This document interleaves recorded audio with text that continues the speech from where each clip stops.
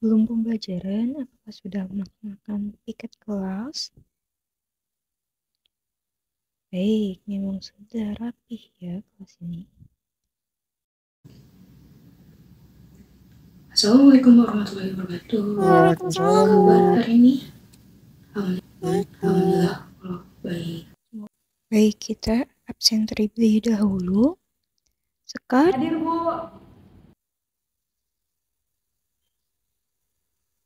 Adila. Hadir, Bu. Juan. Hadir, Bu. Alhamdulillah kalau hadir semua. Untuk mulai hari ini, pembelajaran kita berdoa terlebih dahulu. Untuk ketua kelas, pimpin, silakan. Sebelum kita memulai pembelajaran pada hari ini, alangkah baiknya kita berdoa sebelum kita masing-masing berdoa dulu. Selesai. Sebelum masuk materi, ada kata motivasi sedikit nih. Ilmu yang sejati seperti barang berharga lainnya tidak dapat diperoleh dengan mudah, harus diusahakan, dipelajari, dipikirkan, dan lebih dari itu harus diusahakan dengan doa. Jadi sebelum melakukan apapun harus berdoa terlebih dahulu. Kita mengingat materi sebelumnya. Ada yang tahu mengenai Undang-Undang K3? Ya, kamu? Yaitu Undang-Undang Nomor 1 Tahun 1970 tentang Keselamatan Kerja. Yang tahu? Undang-Undang Nomor 23 Tahun 1992 tentang Kesehatan. Ya, ada yang lagi? Undang-Undang Nomor 13 Tahun 2003 tentang ketenaga kerjaan. Dalam Undang-Undang Nomor 23 Tahun 1992 tentang kesehatan, para pekerja diwajibkan memakai alat pelindung diri dengan tepat dan benar. Maka kita akan masuk materi jenis-jenis alat pelindung diri. Pada kompetensi dasar, di sini menerapkan jenis alat pelindung diri, keselamatan dan kesehatan kerja, serta lingkungan hidup dalam pelaksanaan pekerjaan beton bertulang. Baik, materi yang akan dibahas mata pelajaran konstruksi bangunan mengenai alat pelindung diri, kesehatan, keselamatan kerja, dan lingkungan hidup. Selanjutnya akan masuk dalam pembahasannya sebagai berikut. Sebelum masuk ke materi, apa itu K3LH? K3LH adalah bidang yang terkait dengan kesehatan, keselamatan kerja, dan lingkungan hidup yang bekerja di sebuah instansi maupun suatu proyek. Tujuan K3LH untuk melindungi tenaga kerja atas hak keselamatannya ketika melakukan pekerjaannya untuk kesejahteraan hidup maupun meningkatkan produksi dan produktivitas nasional. Jenis alat pelindung diri. Ada alat pelindung kepala, alat pelindung telinga, alat pelindung tangan, alat pelindung kaki, alat pelindung mata, alat pelindung pernapasan, pakaian pelindung. Alat pelindung diri adalah kelengkapan yang wajib digunakan oleh pekerja sesuai dengan bahaya dan risiko kerja, digunakan untuk menjaga keselamatan pekerja sekaligus orang di sekelilingnya. Kewajiban ini tertuang dalam Peraturan Menteri Tenaga Kerja dan Transmigrasi Nomor per 08/Men/7/2010 tentang alat pelindung diri, dan pengusaha wajib untuk menyediakan alat pelindung diri sesuai dengan standar nasional Indonesia bagi pekerjanya. Alat pelindung kepala. A. Kelas G untuk melindungi kepala dari benda yang jatuh dan melindungi dari kesengatan listrik sampai 2200 volts. B. Kelas E untuk melindungi kepala dari benda yang jatuh dan dapat melindungi dari sengatan listrik sampai 20.000 volt. C. Kelas F untuk melindungi kepala dan benda jatuh, tidak melindungi dari sengatan listrik dan tidak melindungi dari bahan-bahan yang merusak atau korosif. Alat pelindung mata dan wajah. Kacamata safety lebih kuat dan tahan benturan serta tahan panas daripada kacamata biasa. Pelindung wajah untuk melindungi wajah dari bahaya percikan bahan kimia, objek yang bertebangan atau cairan besi.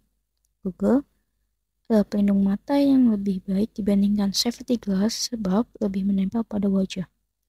Ada helm pengelas untuk melindungi wajah dan mata. Helm ini menggunakan lensa penahan khusus yang menyaring intensitas cahaya serta energi proses yang dihasilkan dari kegiatan pengelasan. Alat pelindung pernapasan. Pernapasan merupakan salah satu sistem organ pekerja proyek konstruksi yang juga harus dilindungi dengan mencegah potensi kerusakan organ pernapasan. Sumber bahaya seperti pencemaran di udara yang disebabkan oleh virus, bakteri, partikel debu, kabut, asap, atau uap logam terkadang ada pada lokasi proyek konstruksi. Penentuan kebutuhan pelindung pernapasan tergantung pada jenis gangguan pernapasan. Sini ada alat pelindung pernapasan, ada masker yang digunakan untuk melindungi pernapasan dari asap, debu, dan bau bahan kimia ringan. Ada respirator melindungi pernapasan dari uap dan gas berbahaya, partikel mist atau partikel foam. Alat pelindung pendengaran.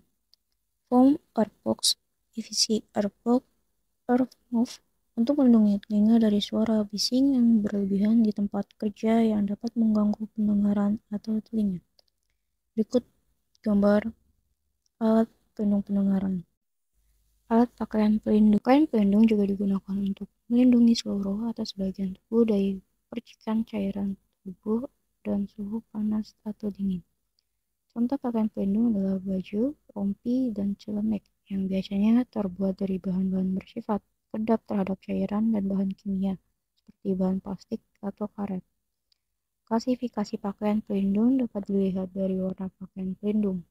Pakaian pelindung dibedakan berdasarkan banyak kategori seperti jenis proyek, jenis identitas pegawai, dan lainnya. Yang terpenting, pakaian pelindung harus memiliki visibilitas yang tinggi agar para pekerja yang memakainya mudah terlihat dan dikenali. Alat pelindung tangan. A. Ada metal mask, sarung tangan yang tahan terhadap ujung benda yang tajam dan melindungi tangan dari terpotong. B. Lethal glove, melindungi tangan dari permukaan yang kasar. C. Vinyl dan nylon glove, melindungi tangan dari bahan kimia beracun.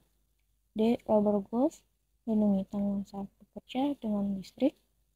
E. Ada padded cloth glove, melindungi tangan dari sisi yang tajam, bergelombang, dan kotor. F. Ada heat resistant glove, melindungi tangan dari panas dan api. G. Ada latex disposable glove, melindungi tangan dari bakteri dan kuman. E. Pelindung kaki. A. Steel toe, sepatu yang didesain untuk melindungi jari kaki dari terjatuhan benda. B. Metatarsal, sepatu yang didesain untuk khusus melindungi seluruh kaki dari bagian tua sampai jari.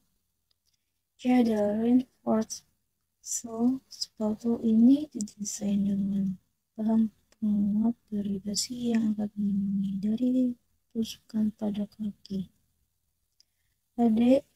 Ada latex dan rubber, sepatu yang tahan terhadap bahan kimia dan memberikan daya cengkraman yang lebih kuat pada permukaan yang licin.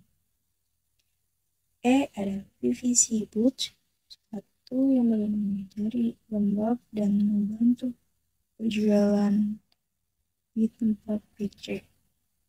F ada vinyl boots, sepatu yang tahan berebutan kimia, asam, alkali, garam, air, dan darah.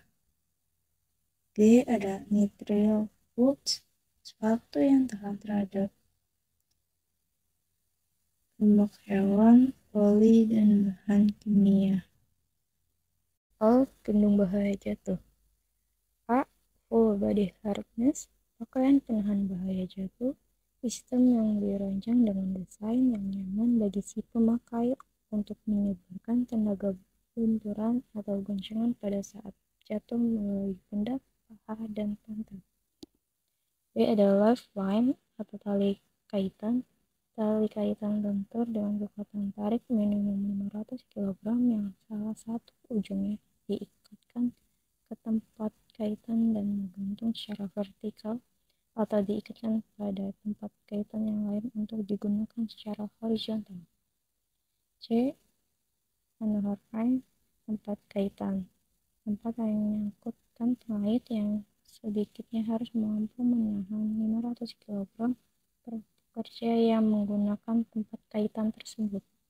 D. Lanyard tali pengikat, tali pendek yang lentur atau anyaman tali digunakan untuk menghubungkan pakaian pelindung jatuh pekerja ke tempat kaitan atau tali kaitan. E. Reverting life pakaian pengencang tali kaitan, komponennya digunakan untuk mencegah agar tali pengikat tidak terlalu kendor. Sekian pembahasan dari materi alat pelindung diri.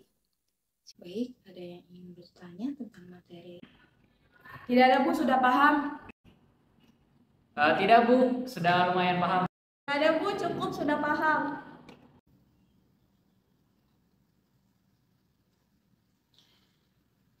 Baik, kita akan membuat kelompok dalam berdiskusi ini. Dalam satu kelompok terdiri dari 3 peserta didik yang dalam diskusi ini akan kalian pelajari dan memahami kembali materi yang tadi saya jelaskan. Dari hasil diskusi kalian dibuat rangkuman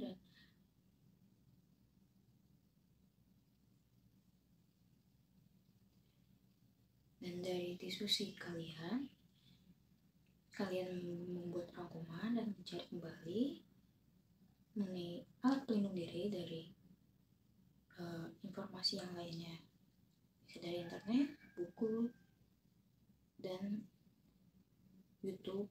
Baik, sebelum pembelajaran selesai hari ini, kesimpulan dari belajar hari ini itu kita dapat mengetahui mengenai alat-alat jenis pelindung diri untuk melindungi dalam bekerja di konstruksi dari pekerjaan beton bertulang.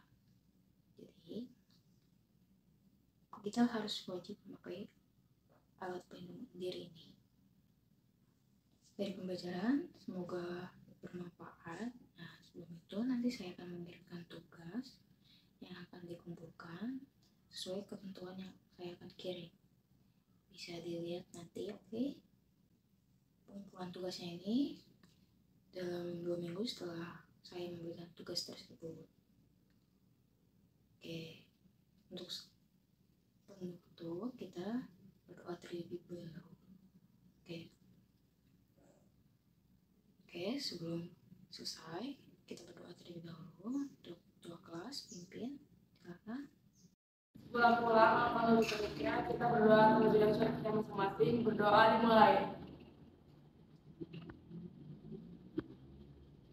Berdoa selesai.